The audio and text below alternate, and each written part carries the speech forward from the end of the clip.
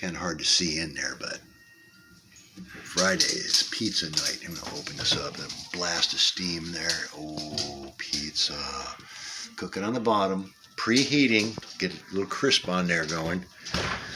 Got to pre-cook that dough and the sauce a little. Then we put on the cheese and throw it back in there.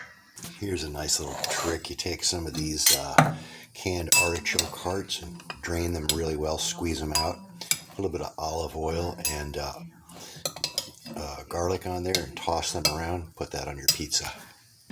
So there, we got our artichoke hearts on there. We got pepperoni on half and back in the oven quick. All right, we got it back in the oven. It's preheated to 550, but it's still kicking a little bit there on the bottom. I'm going to leave that on the bottom for a few more minutes until it starts getting bubbly. Then we'll switch it over to broil and throw it on top for just a few seconds, maybe 30 seconds or so, and that will finish it.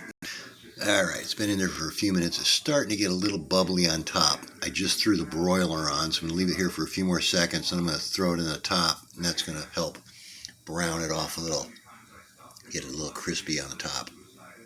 All right, here we go. Ooh, yeah, it's hot. Throw it on the top. See the broiler up there getting nice and hot. It's only going to take a few seconds, maybe 30 seconds or so, because it's bubbling, and now it's within a few inches of that hot broiler on high.